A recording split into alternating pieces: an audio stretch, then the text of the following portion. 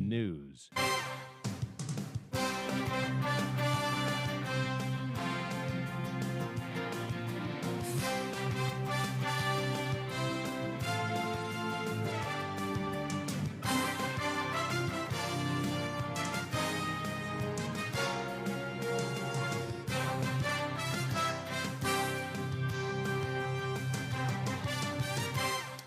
It's 17:30 GMT. This is Eyewitness News on 97.3 Citi FM. I am Umaru Sanda Amadu. Tonight, I'm here with Ajuaten Krama Domina. And coming up over the next 90 minutes. I direct that the business committee should reschedule the issue for next week for us to finally take a decision on the budget. The budget. The Speaker of Parliament, Alban Bagbin, backs the minority position on the non-approval of the 2024 budget.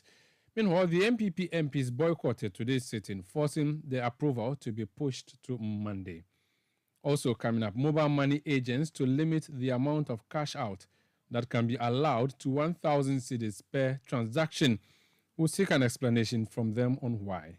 And later on Eyewitness News, as the National Media Commission, NMC, directs the National Communications Authority, NCA, to take Onua TV and FM off the air over unprofessional practice, we'll hear the company's defense plus other industry players. Stay with 97.3 Citi FM for more on this and many other stories on Eyewitness News. And in business, stakeholders in the financial sector hope for increasing cash reserve ratio will stem local currency issues. That's in 50 minutes from the Citi Business Desk. Eyewitness News is live across Ghana on a host of affiliate stations. My name is Umaru Sanda. I'm here with Ajua Domina, who brings us our first story. Ajua. The Speaker of Parliament, Alban Bagbin, has directed the approval of the 2024 budget to be rescheduled for Monday, December 4, 2023. The decision was taken after the majority caucus abandoned Parliament on Thursday, November 30, before the Speaker's directive the majority in Parliament urged the minority caucus to support the approval of the budget to enable women have access to affordable sanitary pads in ensuring menstrual hygiene. This was after some members of the National Union of Ghana Students, NUGS, presented a letter of appreciation to Parliament following the government's announcement of the removal of taxes on locally produced sanitary pads in the 2024 budget. While receiving the letter, Second Deputy Majority Whip Habib Idrisu called for collaboration from the minority in the approval of the budget. Government is not able to take every tax out, but it must be on record that what you seek to thank the government about, the National Democratic Congress, NDC, is against the removal of the taxes on the sanitary pad. I said so because yesterday they said they had voted against the budget. And it means that budget includes the removal of these taxes on the sanitary pad. As we, the majority, know that the budget will be approved and the budget has been approved, we will work tirelessly to make sure that more is done to help women. We understand that it is not your making that you will need to go through that natural process every month. And for you to pay dearly in trying to protect yourself and to be hygienic, government effort in removing this VAT on the local manufacturing sanitary pad is something that will go a long way to help the women. Not only that, it will help the industries that are producing same. And we call on our colleagues that these women have done nothing wrong. And for that matter, they should support the budget. And that budget include the removal of this VAT on the sanitary pad. We call our colleagues to also support the budget because it increases the leap. That is for the old women who are at home and are able to do anything. We call them to support the budget because the budget seeks to increase the school feeding program allocation and other indicators of the economy that is going on well. But for them to kick against taxes on sanitary pads for women, I don't know what the women have done wrong to the NDC, and they should not do this to them. They should rather support the budget. Habib Idrisu is the Second Deputy Majority Whip, but the Minority Leader, Dr. Kesia Latufosin, also said the group's opposition to the approval of the budget stems from the imposition of numerous taxes. He added that the minority has already taken steps to ensure the removal of taxes on sanitary pads through the introduction of a private member's bill by the MP for Medina, Francis Xavier Susu. We in the NDC strongly believe that a taxing sanitary pad is an abomination. In fact, The Honorable Sosu, the MP for Medina, had earlier, before the government decided to present its budget, drafted and crafted a nice private member bill to get Parliament to remove taxes on sanitary pads. And the records are there. Aside that, the Right Honorable Speaker has made public pronouncement on the need for Parliament to remove taxes on sanitary pad. In fact, in the words of the Speaker, this is a serious matter and every member of Parliament must take it seriously and support the private members bill from Honorable Sosu. So I can assure you that we, the NDC members of Parliament, are fully committed. In fact, before the government decided to go this path, we had earlier on expressed our dismay and surprise about the fact that the government is failing to remove these taxes. Our opposition to the budget has nothing to do with this sanitary pad. In fact, if I have my own way, Parliament will consider and get Sosu's bill approved ahead of the budget appropriations and everything else, because his bill is ready. And clearly, we will do that to ensure that that is done. Our opposition to the budget has to do with mountains of taxes that this government intends to impose. We are not talking of reliefs. We are talking of imposition of new taxes, including tax on textbooks, VAT on stationery, VAT on financial services. Today, when you go to your bank and ask the bank to conduct a transaction on your behalf, you pay VAT on it. To the extent that if you are a real estate company and you intend to sell something to someone, a property to someone, you'll be made to pay VAT on. That is our opposition to the budget.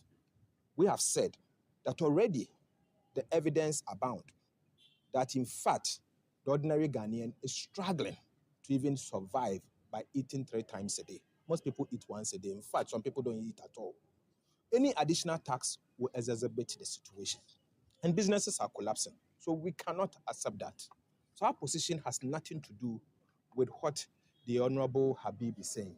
So clearly, what he's doing is nothing but propaganda, typical of an MPP MP. They are born with it. They know exactly what they have to do. And anytime they get opportunity to speak to you, they mislead you in a form of propaganda. So thank you. On behalf of the NDC minority, we have taken your petition on behalf of Parliament and the Right Honorable Speaker. I can assure you, we will act on this and to make sure that before this year ends, before this Parliament rises for Christmas, this bill will see the light of the day.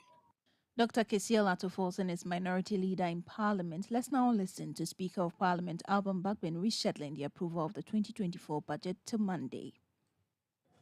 I direct that the Business Committee should reschedule the issue for next week for us to finally take a decision on the budget. The budget statement and economic policy of the government for the year 2024 is still before the House. And so the Business Committee will reschedule it for next week. It's before the House. It's not hanging.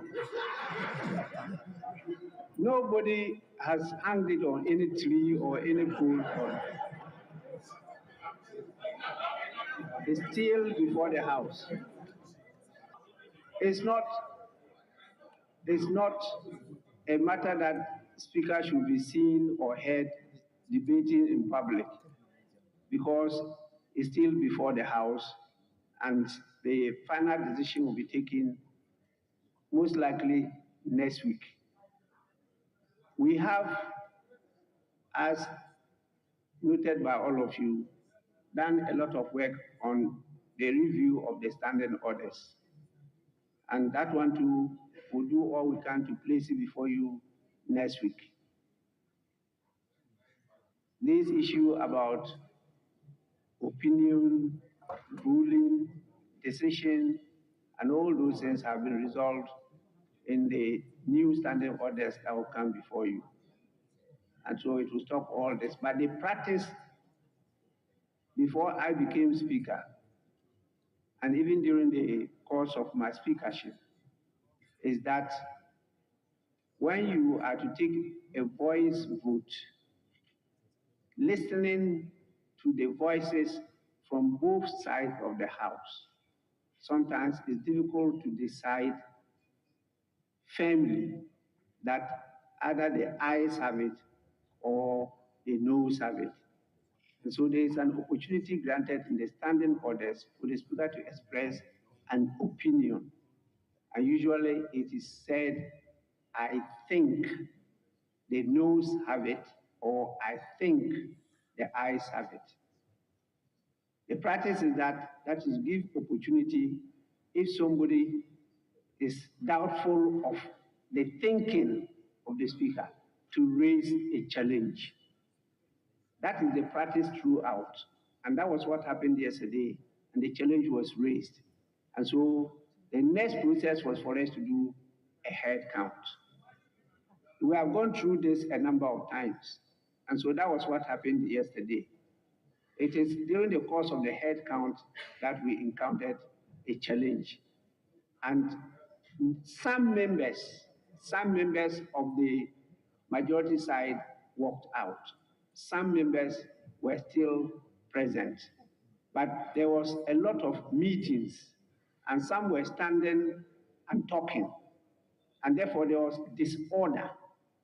And by our rules, when there's a disorder, the only thing open to the speaker is to suspend sitting. And that was what I did yesterday. Then after that, we resumed. And when we resumed, the House was still not in order. And so the best thing is to adjourn, which I did.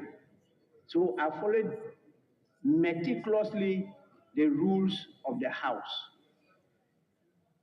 For members and observers to go out and misinform the public, and for them to run at Parliament and the Speaker, that one, I leave it to them and their gods.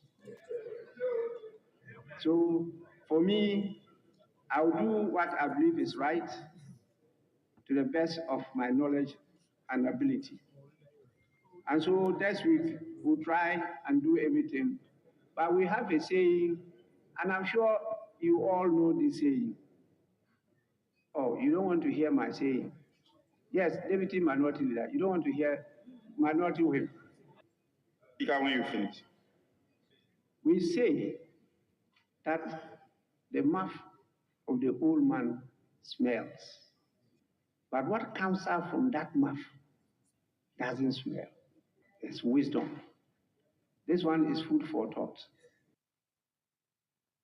Speaker of Parliament Alban Bagbin speaking there, but he has also been urging the Ministry of Education to reconsider its decision for fresh students to report to school on Monday, December 4, 2023. The date, which is for both single and double track students, was contained in the 2023-2024 academic calendar for pre-tertiary institutions in the country released by the Ghana Education Service, following concerns expressed by the Minority Caucus over the short period for students to make preparations in reporting to school.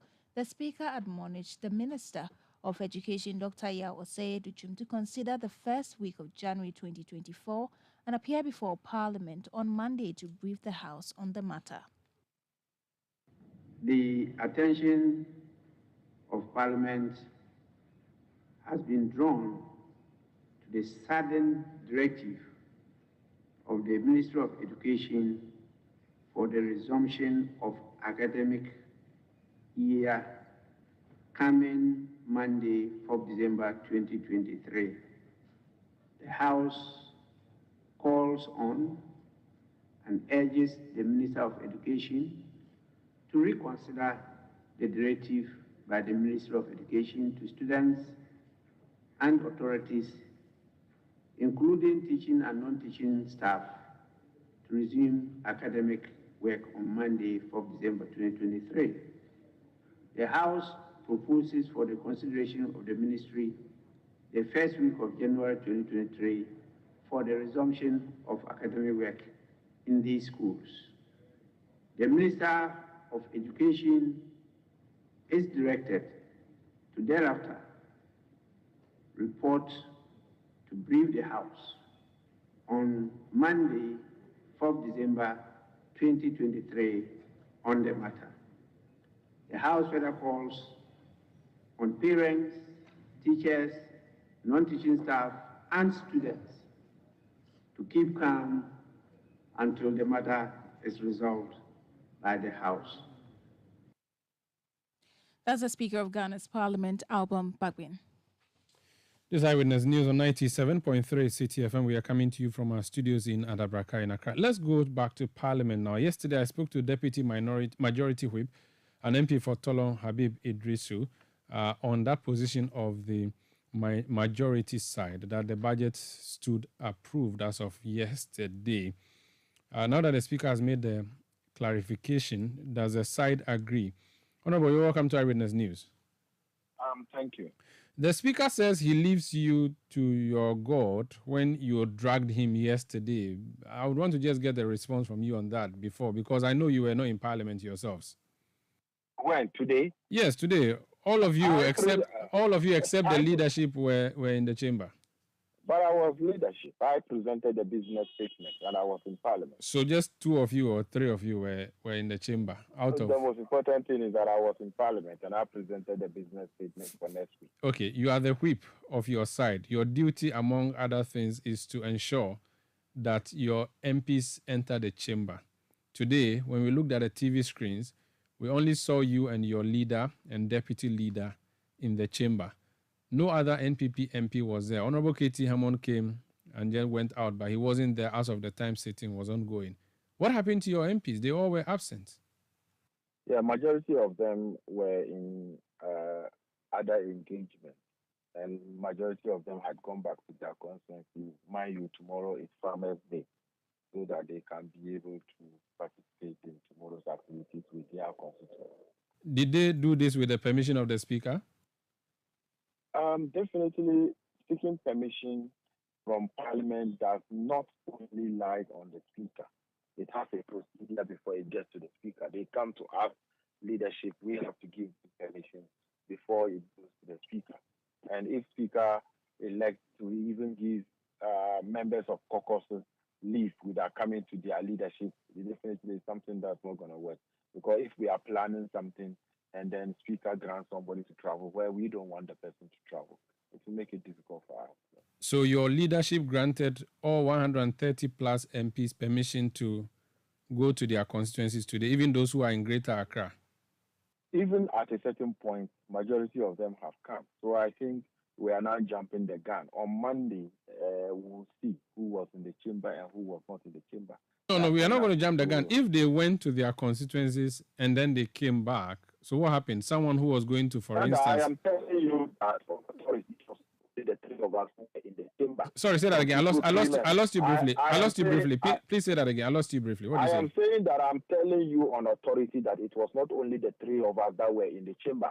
Others had come and gone. Others had entered and they left.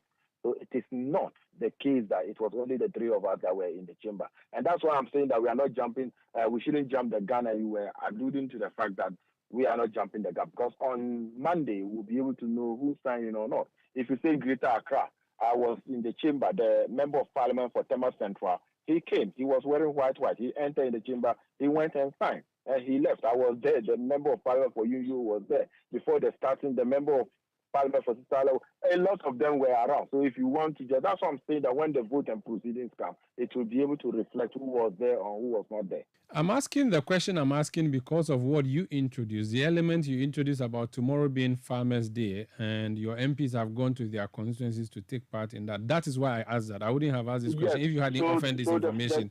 So I'm saying that you have said they have come, and yet you also said they've gone to their constituency. I want to know which one is which.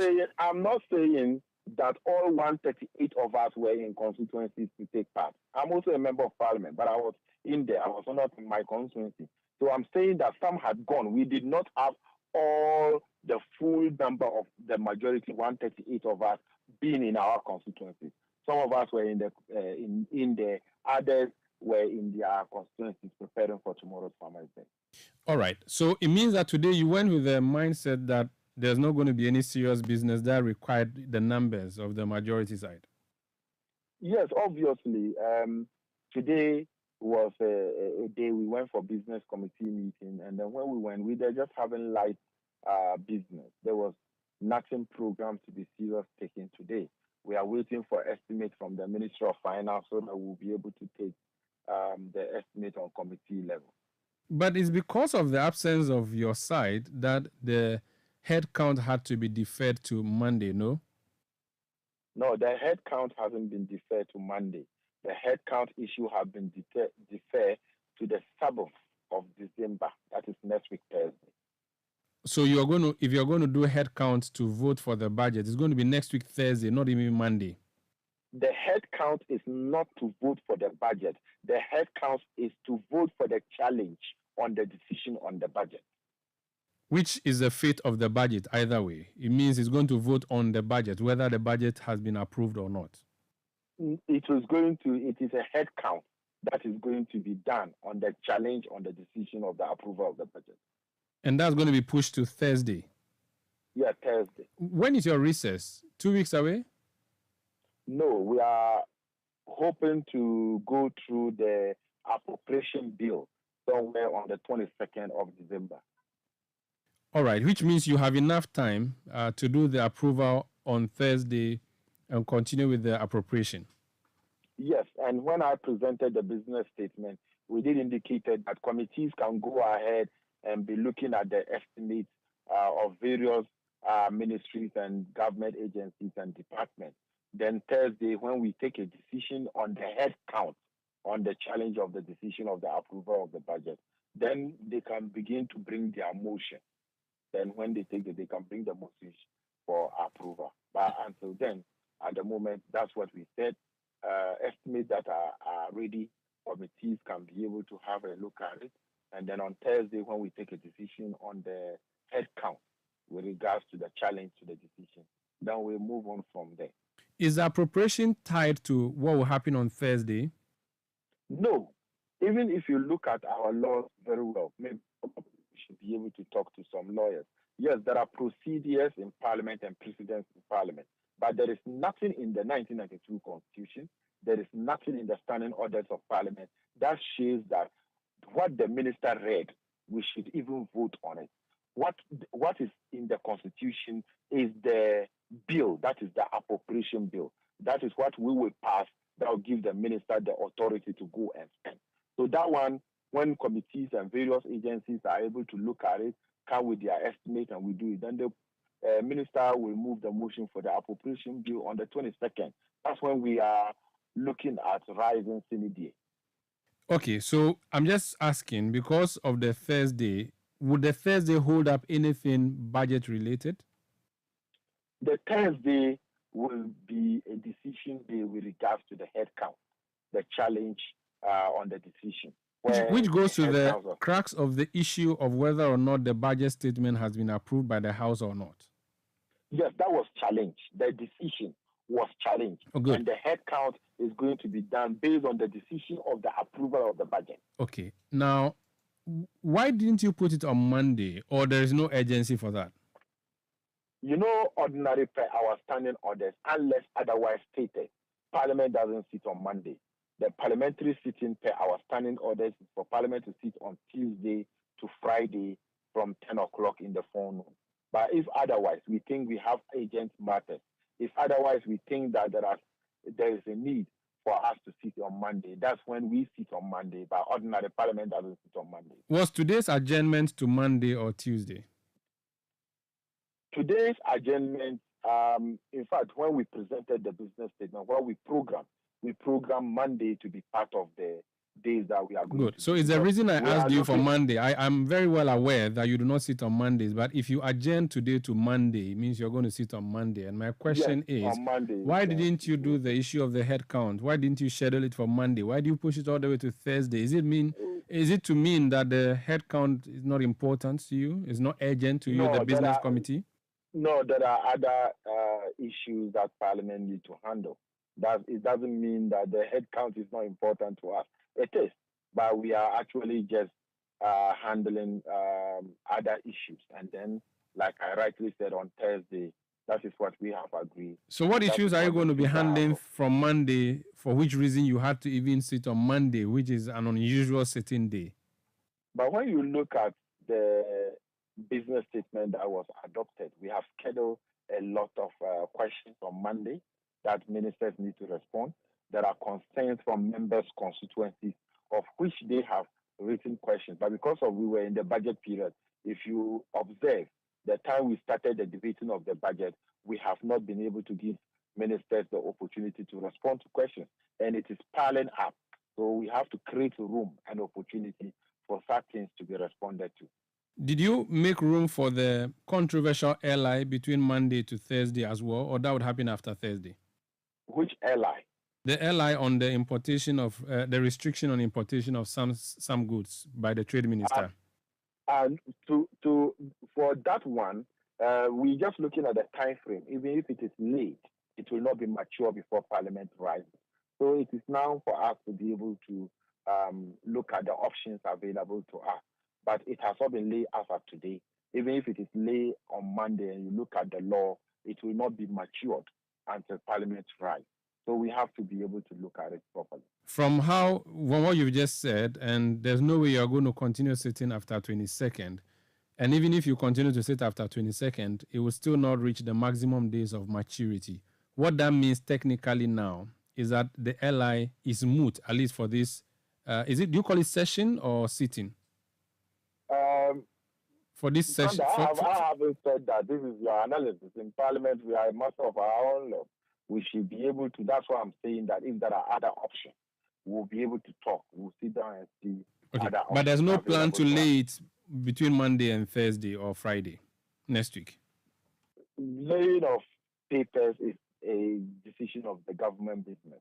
So when we get there on Monday, we'll decide whether we want to lay it or not. Because the day it was going to be laid, there was concerns raised, and those concerns were to address certain issues. The minister have already engaged some of them. Some of the changes that they're supposed to do, I think, have been done. And for that matter, Monday, when we look at the full document and we think that it is proper for us to do it, then we will do it. Talking about maturity of instruments, I'm told that the instrument on the creation of the constituency for the people of Central Kofi, Akpafu, Lolobi, and Likpe has matured, and that the Guan constituency has been birthed. Is that correct? I think that should be the case. But until then, Electoral Commission, even today on business statement, we were billing for them to come. We need to have some engagement with them. But if the LI, like you rightly said, have matured, so shall it be. So that we'll be looking at 276 constituencies. Finally, yesterday when I spoke to you and your other colleague, you were divided on whether or not the budget had gone through. From the Speaker's pronouncement today, what he said yesterday was an opinion which is not necessarily the law, and it was a reason that he agreed to do the head count. Technically speaking, and you are leader of the House, the 2024 budget has not been passed, has it? The 2024 budget or economic statement of the government has been approved. Today, if you want to get one of your correspondents to check on the vote and proceedings of yesterday, yes, the vote and proceedings of yesterday will be able to tell you exactly what happened. So they will say that the motion number listed for the approval of the economic statement of the government, the question was put and agreed on but the decision of the Speaker was challenged, and then the head count was halted when some members of the majority walked out. That is what has been captured on the vote and proceedings of today. If you get a copy, you'll see that is exactly because agreed on. So if I were to ask you to give me a headline, what would be your headline for the status or the fate of the 2024 budget? A headline as in what? I don't get it. Are you trying to say I should give you a headline? I remember I remember you were once a journalist, so I'm just tapping into your media cap to ask you if you were. Okay, I'll give you the headline. 2024 budget approved. Minority Rule challenge Speaker's decision. That's a very long one, but let's leave it here. No, thank you. 2024 budget approved. Minority challenge Speaker's decision. Which makes the approved budget unapproved. But anyway, let's leave it here. Approved, decision challenge. This colon. So you put a colon there, decision challenge. You said decision challenge. Let's leave it here. Thank you so much for speaking to us. That's Honorable Habib Idrisu. He is Member of Parliament for Tolong and Deputy Majority Chief Whip. This is Eyewitness News on 97.3 Citi FM. We are coming to you from our studios in Adabraka, in Accra. Let me bring some of your messages that are coming through. Akapo Jr. in Hafumim says, why is the opposition bent on pulling the legs of the government? Which economy are they going to manage should the economy collapse? Zelis Dwayne in London says, it's a shame to walk away from your own budget. Francis says, must our parliament be dramatic anytime it comes to approving something? What an eighth parliament. General Ortega says, it's a shame the MPP is avoiding its own budget. This is a vote of no confidence in the Akufo-Addo and Bawumia government. The economic policy is uninspiring and will be counterproductive. What a shame. Brilliant Fahad in Okujeto Central. Okay, Brilliant Fahad Ibn Okujeto from Central Tong says it's very obvious the majority caucus in Parliament doesn't have the numbers, so they are playing delay tactics. Majority staging a walkout from their own budget, totally disgraceful. You can send your message to 0549 986 996. We return with more. Please stay. Eyewitness News. Be there as it happens. You know, Papa, see that? And it's rickety car. Hey, Papa! Bobo, so how's your engine now? It is half man, half amazing. Thanks to Quartz and you can feel better energy. Can't touch this.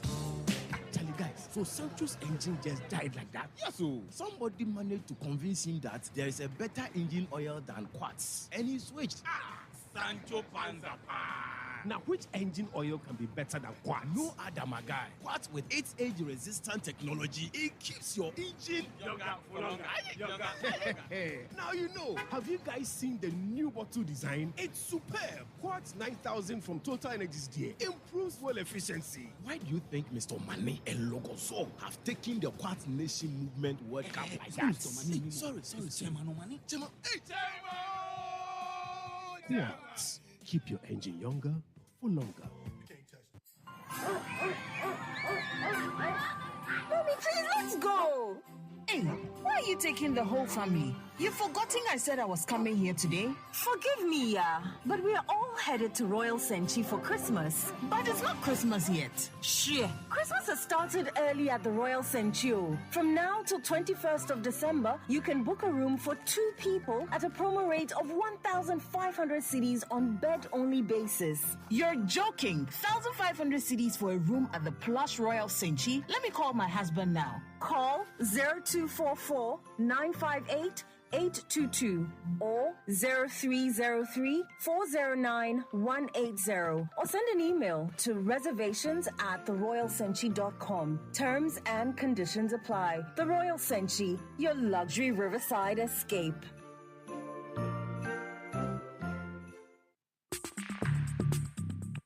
Let your voice be heard on Eyewitness News on Facebook at facebook.com/Citi97.3, Twitter at twitter.com/Citi973, and Instagram at instagram.com/Citi973 with the hashtag Eyewitness News.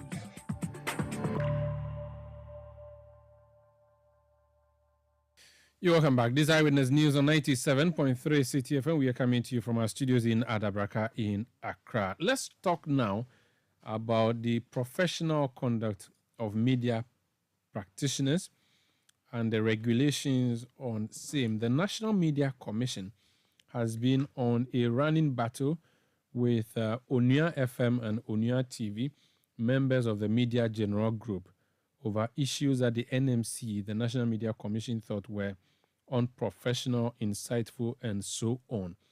That back and forth has ended in the NMC writing a directive to the National Communications Authority yesterday, saying to the NCA to switch off Onia TV and Onia FM or take them off the air. As of the time we are speaking to you, those platforms are still on air, but lots of issues have been happening since then.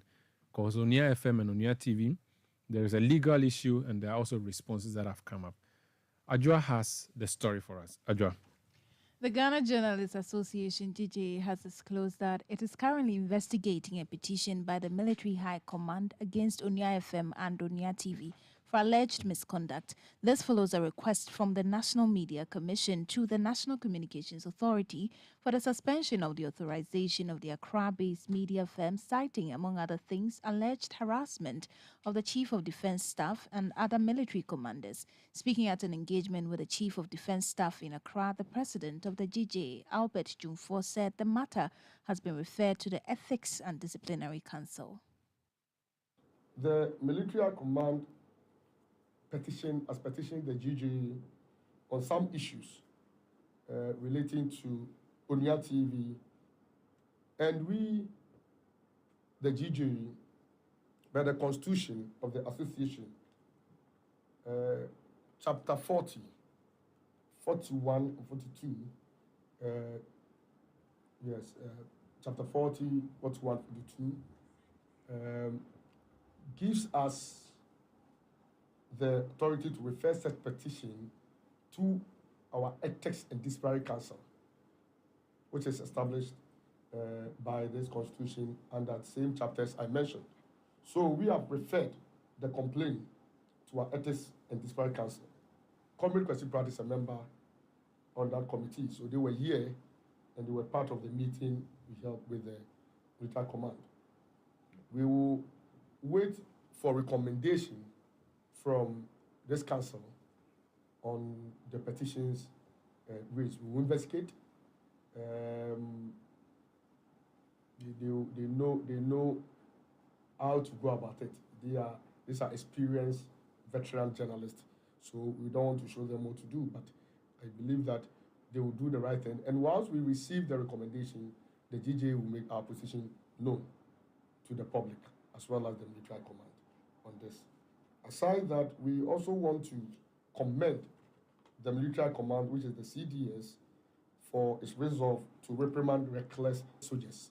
Let me put it out, reckless soldiers. And also, just recently, the resolution of the Obuasi incident. There was an incident of Obuasi involving a GBC, with Nicholas Osei, GBC regional correspondent, one Nicholas Osei. Albert Jumfo is the president of the Ghana Journalists Association. Let's go on the phone lines now and speak to the Ghana Independent Broadcasters Association, GIBA. Cecil Sonkwa Mills is the president. Sir, you're welcome to Eyewitness News. Thank you. I'm sure you were not in copy in the various correspondence between Onia FM and Onia TV on the one hand and the National Media Commission on the other, but I'm sure you have followed the back and forth. What do you make of it being an association that protects broadcasters in the country? Thank you. So I think you're just like you have said. From yesterday, we got a wind of some happening, and we begin to we started to gather the documents that have been written. Unfortunately, as you said, we're not copied, but we have put it together, and we have, in fact, we still have not finished the meeting. We meant to come up with a release today. We also have an ethics committee that is meeting. They still are in focus now. And on the surface of it, I think the major issue was about the use of specific due process by the NMC and getting to the point where we are now, which is quite a drastic direction that we think. And we believe we should have used, there were some opportunities within managing such an incident that the NMC may not have looked as per the letters, from ONIA, that NMC has not run through the clear procedure. So we're gathering information from both sides, and we have had a conversation also with the DGA and Primpact, and just to ensure that we also have a joint position. But I think the direction we've headed now is probably not what we would have wished to have happened on both sides.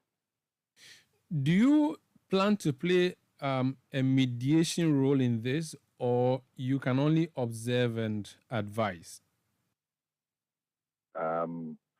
From what I am saying right now, it means that we actually are in the process of trying to mediate. But the mediation, there's already an instruction to NCA. Would that instruction be reversed? Because if that instruction is not reversed, NCA simply has to press a button and these stations would go off. I think we should allow us to see what happens, and as we go on. I know tomorrow is a holiday, but we will still continue to work and see what we can do. So you're positive that you can come up with something? Well, we will have to mediate to ensure that there's complete fairness. I think if you would remember, maybe about a month ago, there was actually the launch of a monitoring platform, if you do remember, between the NMC and the NCA, and of which one of the bases for managing and detecting such infractions, should they happen, they were using some technology, which is actually monitoring what's happening. And we were actually part of this exercise. We were there with the DJA and Primpact and GIBA, and we gave our support to the monitoring of this. And then there was a discussion at that point about how such infractions should be managed. And I think the suggestion we gave in our conversation was that we know there's a committee that from the NMC which is supposed to look at this. But I remember I did tell the NMC to look at, even if you can bring in other state parties, which I believe the law allows that to happen, so that we do not get to the point where it may look like it's swinging in a particular direction or other.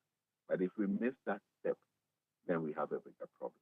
But I believe that all the parties would allow some mediation, not just from us, but also with the DJA and Primpact, and we will come to hopefully a good outcome.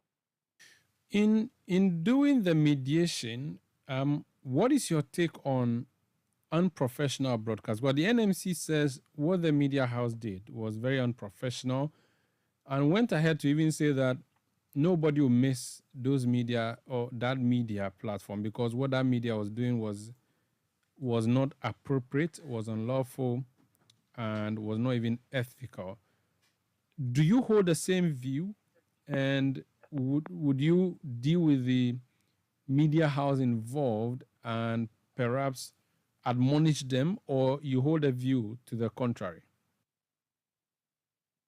You will realize that as GIBA, we also have a code of conduct that we operate, and the code of conduct specifically states and finds some of the material, as they have mentioned, may not have been appropriate.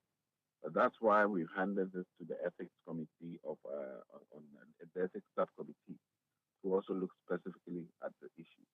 But you will find that in the response, if you saw the letter from ONIA, they actually were more focused on due process. There was not, and they wanted an opportunity to have a presentation, and they said they did not get that.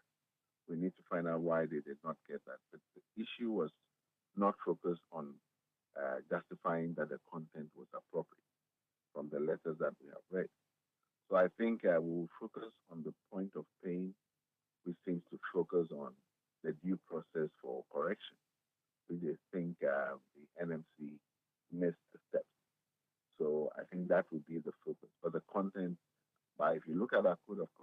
That's the same for the ethics committee.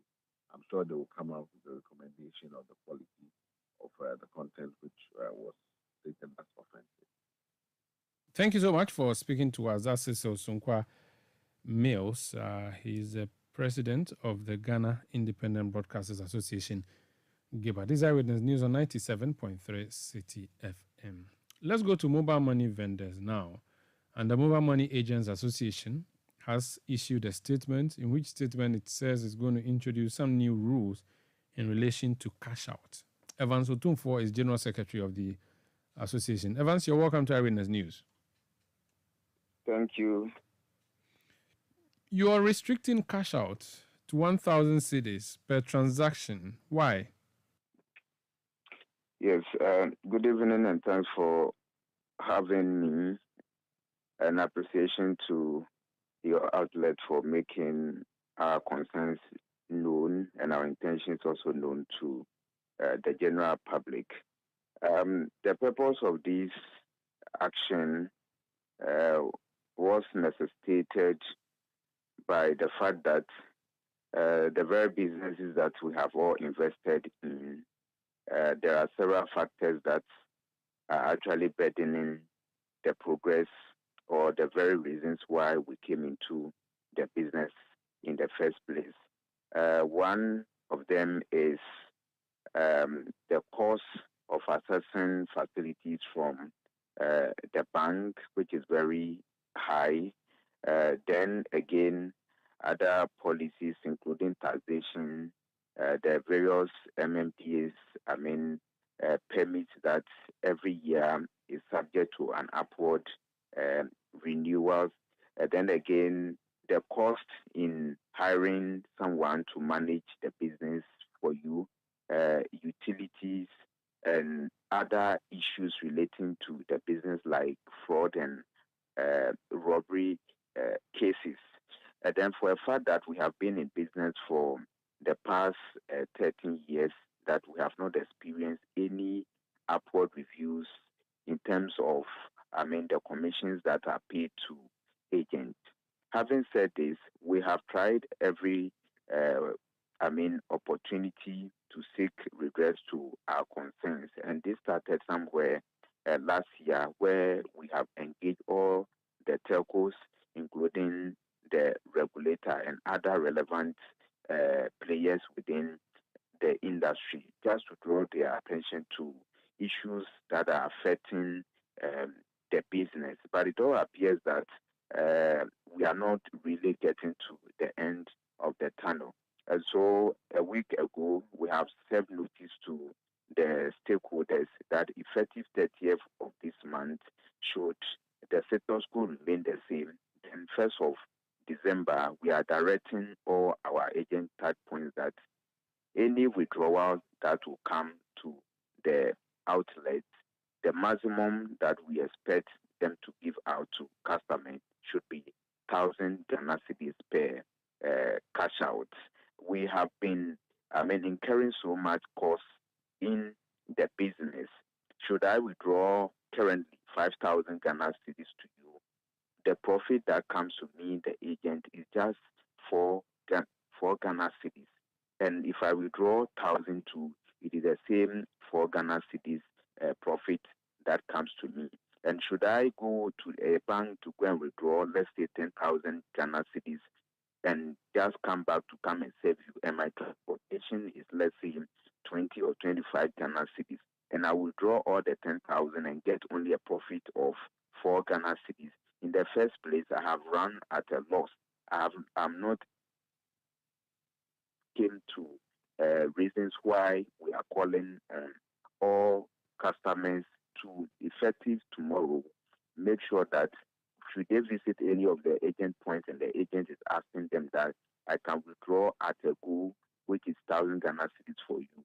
This is the reason why. And if the customer feels that you want to, the 1,000 Ghana cedis directive that we are, communicating, we are asking the agents that whatever the number of times that the 1,000 cedis will be withdrawn within 5,000, the agent should just calculate the charge or the profit that will which will be 20 Ghana cedis, the agent is supposed to have the customer aware so that the customer will pay that additional cost and then give out the 5,000 cedis instead of making a profit of 4 cedis.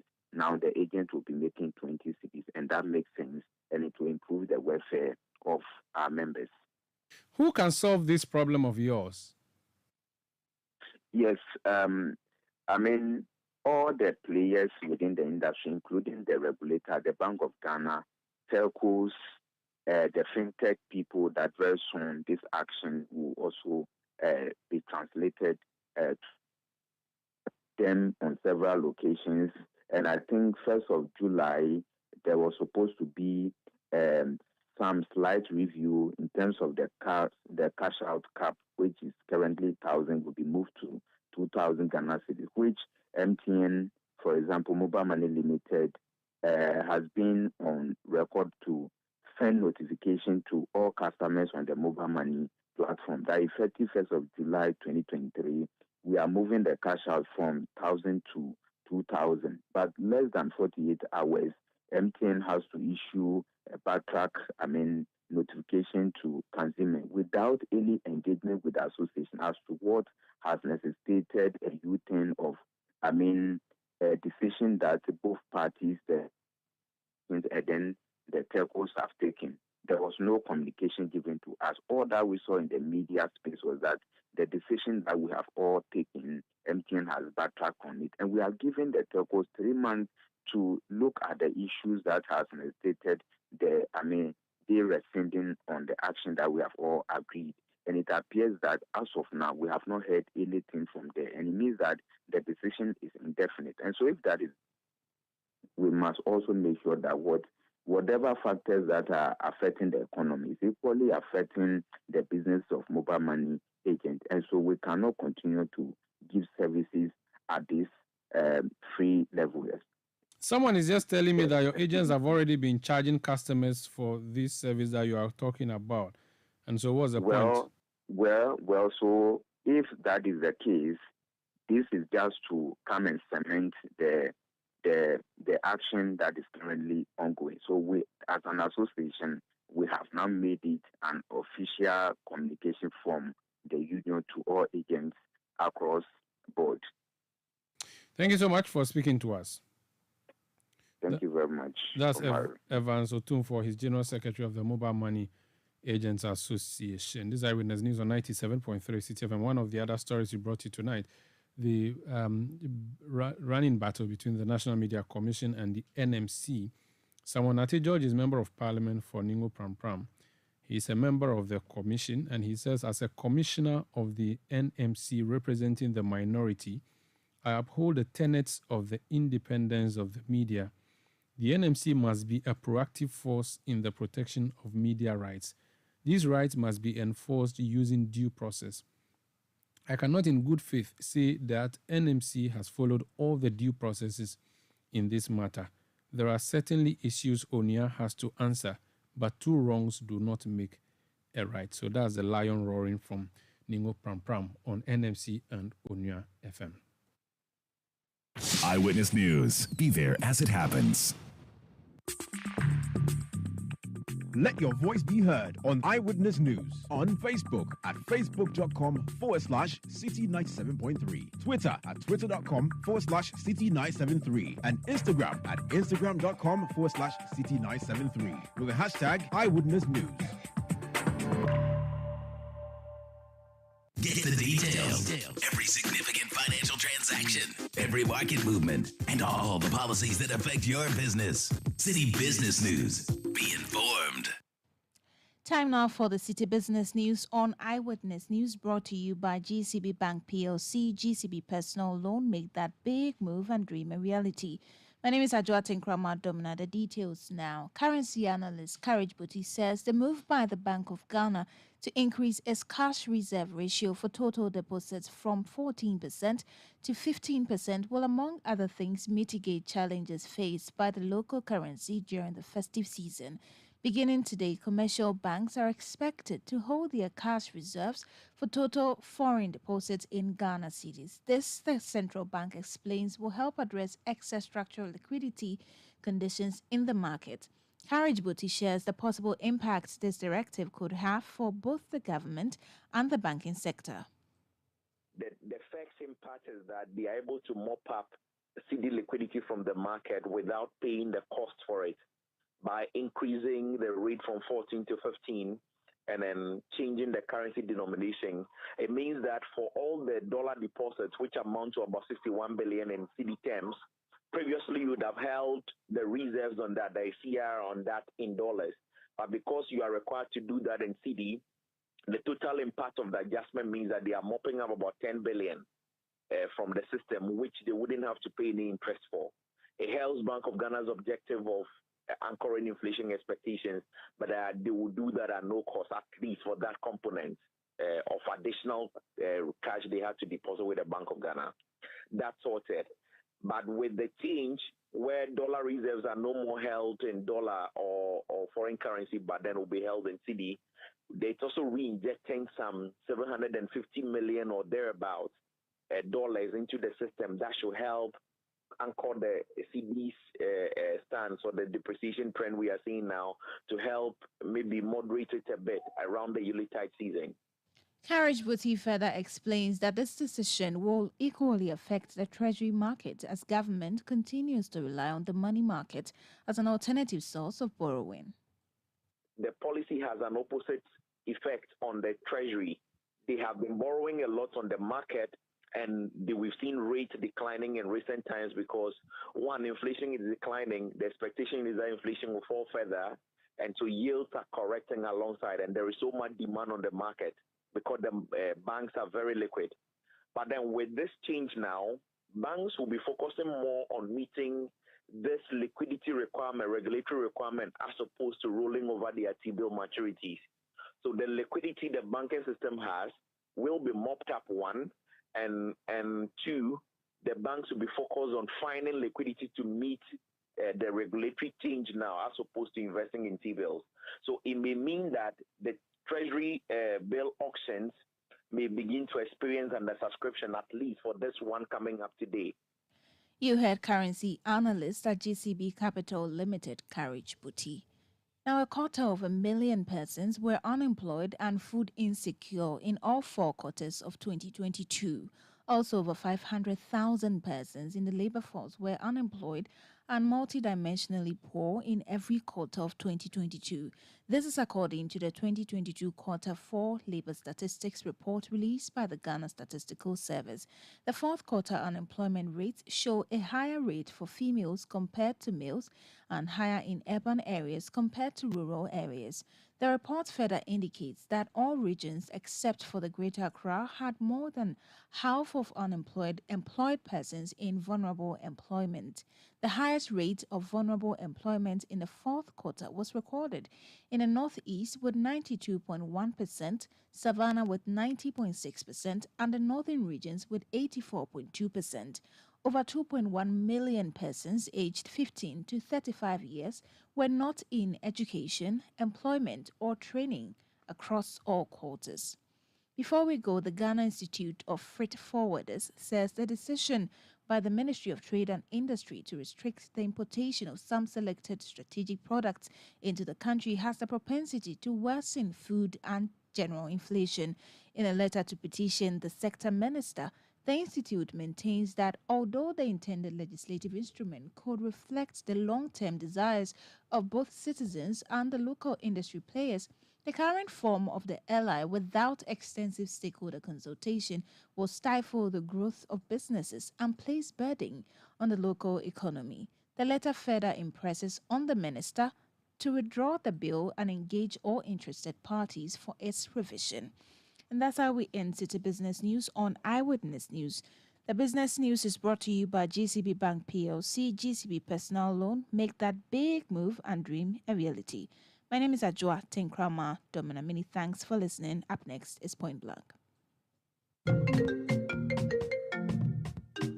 Hello, Linda. You won't believe what I am planning next. I want to start my postgraduate degree, buy a car, and build my dream home. But you know what's stopping me? What's that, Mike? Money, oh. That be my biggest wahala. Oh, you are sorted, Cry. With a GCB Big Move personal loan promo, you can borrow up to a whopping 400,000 Ghana cedis at a significantly reduced interest rate in less than 24 hours. Like, seriously? How do I qualify? Yes, it's available to all GCB salary account holders. Plus, you get a 2-month grace period before you start to pay back. Susket, I'm opening an account with GCB now.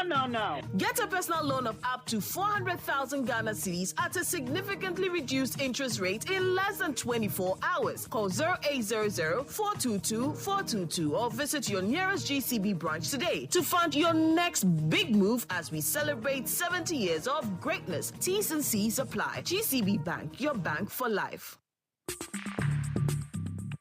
Let your voice be heard on Eyewitness News on Facebook at facebook.com/City97.3, Twitter at twitter.com/City973, and Instagram at instagram.com/City973 with the hashtag Eyewitness News.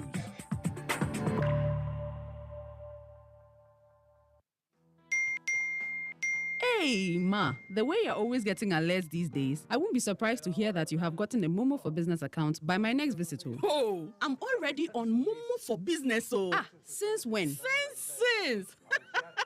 Now, it's easy to apply for a merchant SIM. All you need is a registered MTN number, your business certificate, your Ghana card, and you are good to go. Sir. You think you are the only one who knows what's up, eh? Look, I just dialed *5051#, selected register, and the region I was requesting the SIM from, and waited for my SMS with my reference number. You can even go online at momomerchantapplication.mtn.com.gh and complete the details for an even better experience. Hey, Grandma Momo. Sign up for Momo for Business the easy and simple way. Just visit momomerchantapplication.mtn.com.gh or dial *5051# and follow the prompts and be on your way to owning a Momo business account today for free. MTN. You know your Papa see that? And it's rickety car. Hey, Papa! Bobo, so how your engine now? It is half man, half amazing. Thanks to Cause and you. Can feel better energy. Can't touch this. Actually, guys, so Sancho's engine just died like that? Yes, so somebody managed to convince him that there is a better engine oil than Quartz. And he switched. Sancho Panzapa. Now, which engine oil can be better than Quartz? No other, my guy. Quartz with its age-resistant technology, it keeps your engine younger for longer. Now you know. Have you guys seen the new bottle design? It's superb. Quartz 9000 from Total Energies there improves fuel efficiency. Why do you think Mr. Mane and Logoso have taken the Quartz Nation movement World Cup like that? Sorry. Chairman. Quartz. Keep your engine younger for longer. Eyewitness News. Be there as it happens.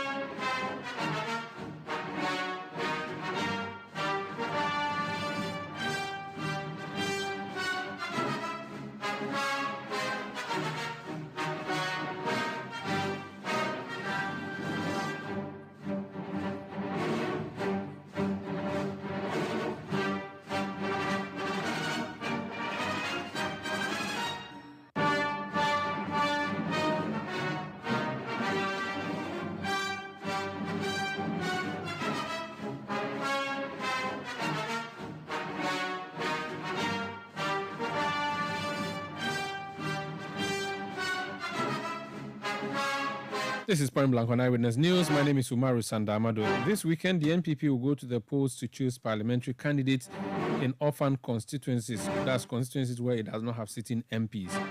One of those constituencies is the Ododo-Diodio constituency in the Greater Accra region.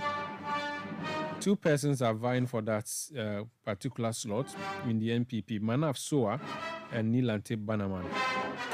My colleague Hansen Ajiman sat with them to do an interview on what their chances are. He started with Manaf Soa. Let's listen.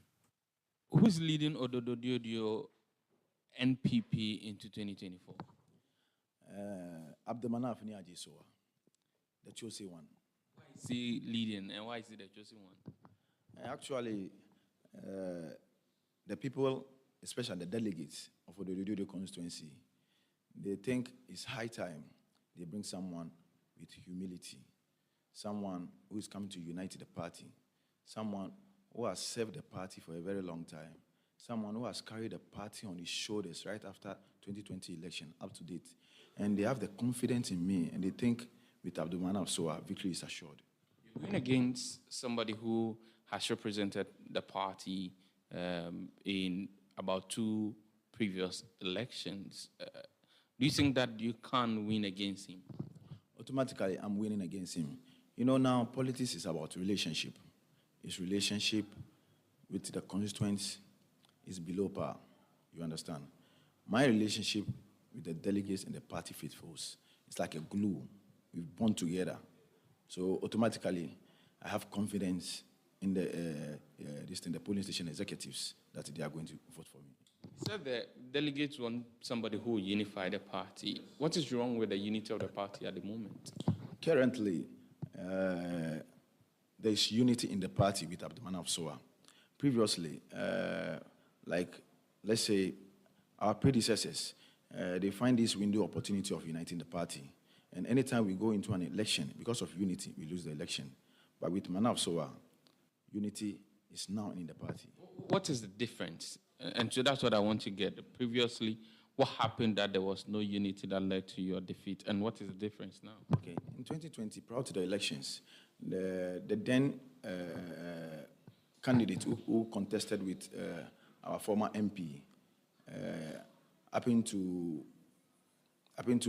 let's say, after the elections, it was not okay. So he decided to at least shy away from the party for a very long time. So the then MP started campaigning on his own with the party, with his own people. But along the line, there was a research that stated that before we can win the election, we need to bring that guy together. But nothing like that happened. And we went into an election with a divided front, and we lost the election. Now, Odododio, as we hear it, it's often than not always a hot spot. Even today, your counterparts in the NDC earlier were at the party headquarters where they were registering their displeasure by means of destroying property. Is this something that you are willing to handle? With Odododio, when everyone hears the name Odododio, I think something strikes, like we have the violence. But I don't see violence in Odododio. No, I don't see it in Odododio. Sometimes it's the leader. It's the leader. If the leader is the calm type, there will be violence-free in the constituency. So the violence has always been because of the kind of leaders that Odododio has churned out with? If you have a good leader and your people doesn't listen to you, and they tend to do things that you don't comply with, and you don't talk to them, that is when the violence strikes. So you think that the violence should be laid at the doorsteps of people who have been leading the constituency? I'm not saying that. But what I'm saying is, if you have a good leader, and he listens to, and the followers of that leader listens to him, then whenever he talks to them, they must listen. If they don't listen, does that make him a bad leader? Oh, every good leader must have a good corner. You understand? Every good leader must have a good corner. If your followers doesn't listen to you, then you are not a good leader. Is money playing a role in this election? I don't see that. Are you paying? I'm not paying. Is your contender paying? I don't know. You don't know? Yes. What are delegates asking for? Delegates want the seat. They are tired. They are tired of reducing votes in this constituency. It's high time they grab the seat, and they find me fit enough to grab the seat for them. Is that possible? Yes, it is possible. Let me tell you the reason why it is possible. In elections, there are two things. Where you're stronger, you must increase your vote. And where you have lapses, you must decrease the vote. If it turns out to be that you're stronger, you increase the vote, and where you have lapses, your opponent also increase the vote, there's no way you can win the elections. I'm coming from the stronghold of the NDC, and I'm coming to decrease their votes. Now, as you are speaking now, we all know Cowling to be the stronghold of the NDC. But currently, this Cowling now is a swing. It doesn't belong to the NDC anymore. You say you're going to beat the NDC? Yeah. 200%. How many electoral areas are in Ododo? We have 7 electoral areas. How many will you say the NDC has a hold of? NDC has, I think they have 4. No, they have 4, and we have 2. So 6 electoral areas, or 1 is? 7 electoral areas. We have 2, they have 5. They have 5? They have 5. And so how many of these 5 electoral areas are you saying that you come from for which you are going to battle them for? Milichagono, Koliwoko, Old Fadama, which is Kolidudo. No, sorry, Amamu, yes. So these 3 out of their 5 are places where you are confident of 200% confident. That's interesting. Yes. And are you able to keep hold of the 2 that the NPP has? Come again? Are you able to keep hold of the 2, the existing 2 that the NPP has? Yes. These 2 are which? These 2 are, we have, let's say, the likes of, we have Mudo and Kolidudo. Now, somebody will say that the current MP, Nilante van der Poy, he's decided not to go. You've had Nilante Bannerman on the ticket for at least 2 times. He is known by the people. He's gone through the race before. He knows the terrain. And the NDC is bringing in a new person. So why don't you keep your old face and beat them with it? This question, let me answer it this way. In this constituency, if you are going to win an election, you have to come once and win once. If you don't win, you can't win anymore. In the history of Ododo constituency, any candidate that comes and doesn't win will not win again. Bannerman has been in this politics for good 8 years. When he was coming, he was a novice. Then he was contesting with our former MP, which is Honorable Nibi Ayibonte, who was experienced and everything, but he was given the nod to contest him, and he won. And he took us into 2016 election. The same thing I am coming, but I'm coming with different quality. This is a situation whereby the candidate coming, which is Abdulman Absowa, is coming from the stronghold of the NDC. So that alone is a plus to me. In this column, we have 10 polling stations, and out of the 10 polling stations, MPP wins only 2 and lose 8.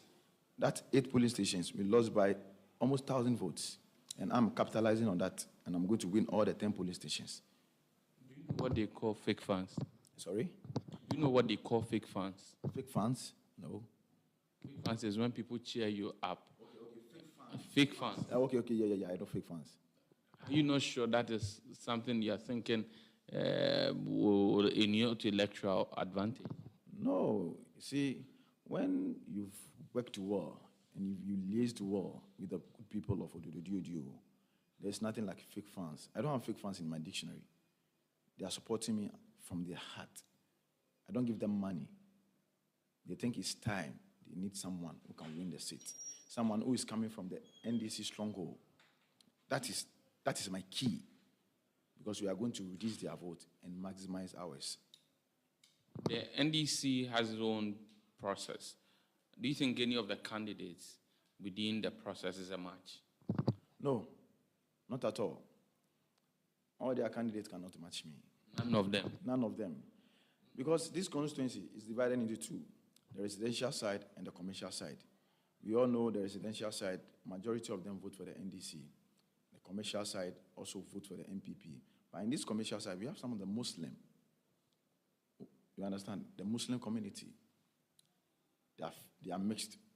And we know in Ododo, not even only in Ododo, in Ghana, most of the Muslim communities, they vote for the NDC. And me coming in as a Muslim is a plus. The residential area. Do you have a lot of following within the residential area? Yes, I have a lot of classmates. I have a lot of classmates there. They're like the king kind. And my youthful candidature.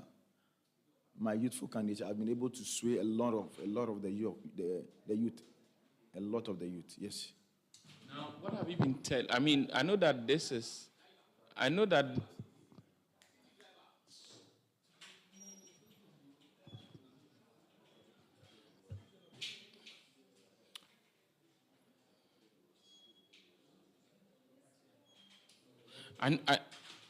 that this is a delegate election, and when it comes to delegate elections, it differs what you tell delegates and what you tell residents in general.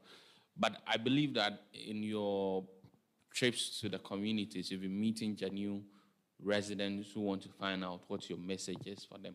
What have you been telling them? What is in for Ododo Diodio if the NPP puts you on the ticket and eventually the constituency gives you the nod to represent them in parliament? In Ododo Diodio, one key thing that I have realized is unemployment. Secondly, is low level of education, especially the youth. Third is infrastructure. For instance, there's SMP School, the Salaga Market, and the Abattoir. These are some of the projects that if we are able to put them in place, can push this constituency forward. When it comes to the unemployment aspect, me coming in as a businessman at the same time, a youth, I have a good message for the youth, and they have embraced it. That is why they are following me. Are you being favored by the current executives? Are things being whipped in line for you? Nothing is being whipped. Let me cast your mind back to 2020, when then the executives line up and followed one candidate. They contributed and picked a form for that candidate. They followed him and submitted the form. But in my question, the coordinators came together and picked the form. When I was going to submit, I went personally to submit it. So I don't see any difference. I don't see any executive being whipped. Mine is different. But the coordinators are also executives, aren't they? The coordinators are different from the executives.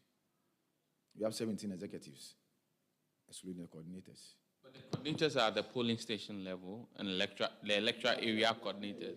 I mean, they are also executives in their own right within the units for which they control. They can testify to whatever I've been doing in the constituency. That is why they are rallying behind me. I think the coordinators have every right to support a candidate, but the executive doesn't have that right. I don't think that such practice, right, would plunge the party to further disunity at the end of the day, that it may be difficult bringing the other person on board for the singular purpose of delivering victory for the NPP in Ododo Diodio. If we have the executives being swayed away to follow one particular candidate, that is when we have a problem.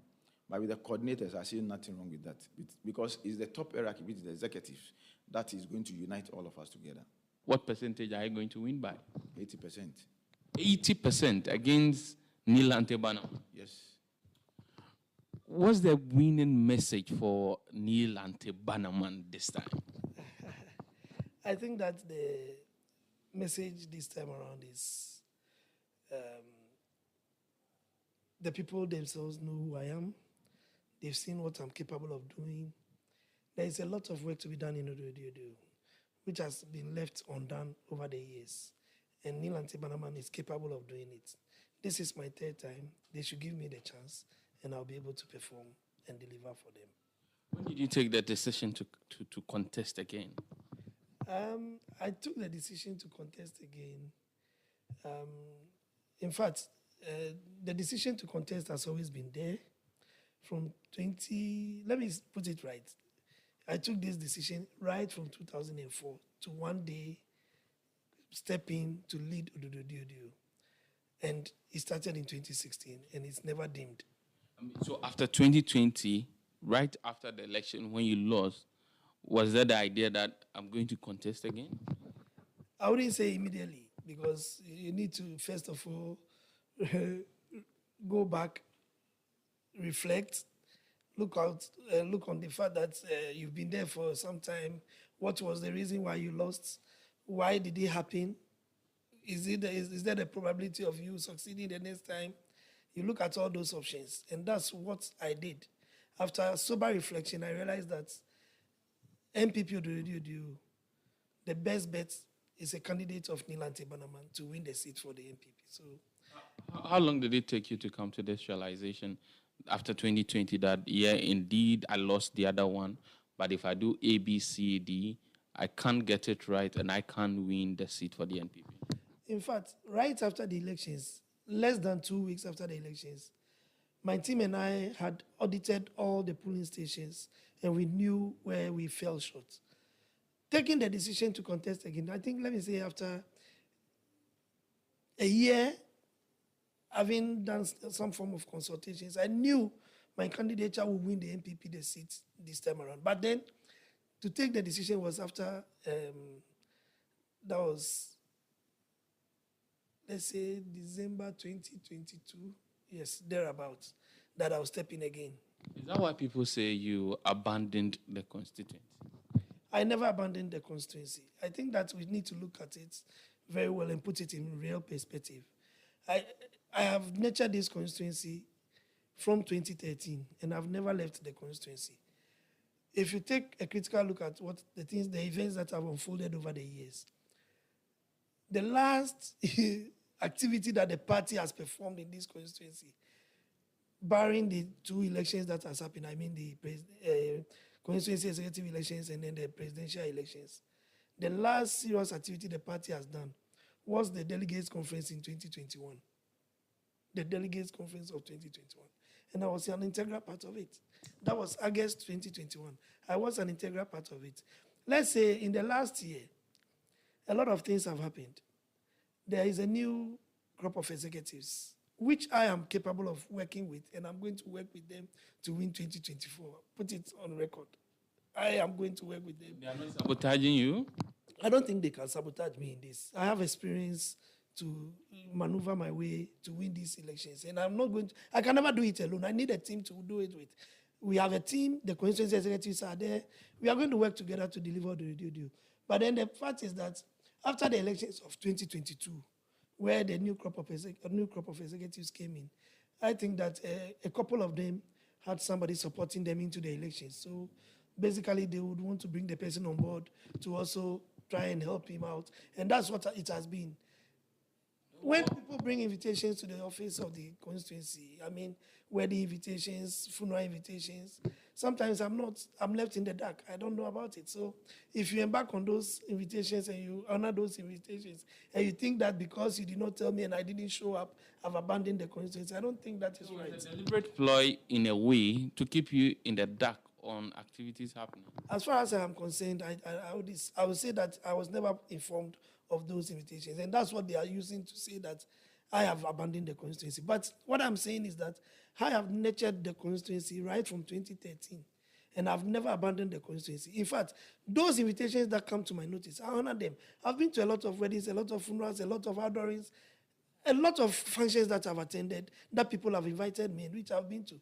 And they are basing their argument of me abandoning the constituency on these things. What will you say to people who say that you have made a recount because your namesake, Nilante Vanapoi, is saying he's not contesting again, and you think that is an easy match for you this time? I would never agree with that, because at the end of the day, we started this process before he even announced that he's no more contesting. I think the announcement came out some 2 months ago, or less than 2 months ago. We started this process a long time ago. I took the decision to go to each and every executive member of the constituency to tell them I'm contesting about a year ago. So where is the argument that I took the decision because he said he's... In fact, in Odo at the moment, there is no political name stronger or bigger than the brand Nibana. I'm not bragging, no, but that is the reality. Do you think that the NPP has been, in a way, motivated more because of the absence of Nilante van der Poel? Having led the MPP twice, I don't think that is the motivation for me, because going into 2020, and the figures are there to show, we were very, very confident of winning that election. And I think our bane was the holiday in 2020. Barring the holiday, we would have won that election. Because if you look critically, the constituency is in two parts, the residential area and the commercial area. Now, the voter turnout in the residential areas was between 65 to 95%. In the commercial areas, it was between 45 to 65%. So where you have your stronghold? Where I have my stronghold, or where MPP has its stronghold, the turnout was between 45 to 65%. And it was what did us in. It wasn't that. So Nilante's, Van der Poel's decision not to contest again wouldn't be enough motivation. Yes, it gives us more opportunity to annex the seat, but that is not the motivation for which I am contesting. For that matter, the MPP thinks he can win the seat. No. Your contender, he says that, so the constituency has 7 electoral areas. The NDC arguably are confident in winning in 5 of these electoral areas on any day. He's saying that 3 of these 5 electoral areas are areas that he grew up in, that are areas that he's popular amongst them. And so if he is giving the nod, that means that he's reducing the NDC's vote in those areas and increasing the MPP's votes in the 2 areas where it has been winning. It looks like a very feasible strategy. That should tell you that he doesn't even know the dynamics of the constituency. It's a clear case of him not knowing the dynamics of the constituency. I come from the English electoral area in the constituency. In 2012, MPP lost English by 3,000 and something votes. In 2012. 4 years down the line, 2016, when I led the party, we were able to reduce the margin to about 800 and the deficit between the NDC and the MPP to about 804 votes or 840 votes. In 2020, it reduced further to 700. Are you telling me that because I come from Leshi, I could sweep everything? It's not possible. And the fact is that it's not even known in those places that he's talking about. You can go to Cowlin. That's where he comes from. Yeah, the people here don't know him. And I can speak on authority that Cowlin now is more like a commercial area. The residents there have moved out. He's a businessman. Oh. The business people in the commercial area knows him. And I'm telling you, they don't. That is what he is touting. Do they know you? Very, very well. I even belong to some of the trader groups because in 2020, that was what did me in. So over the years, I've not only focused on the primaries, I've focused beyond the primaries. And as I speak to you, I'm a member of the Nyaminsa Womb Traders Group and a couple of others. And I can tell you, I relate very well with the women around the China lane, the railways, and you see, it's interesting that somebody who has never been to any election is saying that he's going to win. He says he's winning 80%. 80%. And my brother, NDC doesn't even win 80% of the votes in the radio. This is primaries. The primaries you are talking about. Yeah, he says he's winning the primaries 80%. 30 days there for us all to witness. And I am confident I'm going to do about 67%, 65%. I'm very confident. He cannot do 80%. I don't think he even knows the number of delegates that are going to vote. I don't think so. He says the facts of the matter and the trend do not support you, and that anybody who wins Ododio wins it on his first attempt. This will be a third attempt. It really, really tells me he doesn't really understand the dynamics because Ododio doesn't belong to us MPP. We should face that fact. We needed a candidate that would be consistent, that would have gone maybe 1 election, 2 elections, for the people to have known the person, the people to now be able to accept the fact that the person belongs to. He is part of them, he belongs to them. NDC has been winning this seat for a long time. Is he saying that we brought Nibi Aibonte in 2004 as a sitting MP, he lost? As an MPP person, we brought Ajay Sowa in 2008, he lost. Then Ajay Sowa, let me address this issue very well. Ajay Sowa, we brought him, he was a Muslim, He had been a constituency youth wing chairman. He had been constituency secretary. He bore the same name then as the person who is contesting now with me. He bore the same name. When we presented him, the NDC told everybody in Gamashi, in Odoyodio, that that name doesn't resonate with any of the clan houses in Odoyodio, and that name resonates with clan houses in Teshi. You think you'll face the same fate as the former mayor? Because Odoyodio, we have a particular... when you mention your name, we can tell the house that you come from. Now, are you telling us... Enough ni Ejay Soa does not resonate with any of the families within the Odoyodio. That is a fact.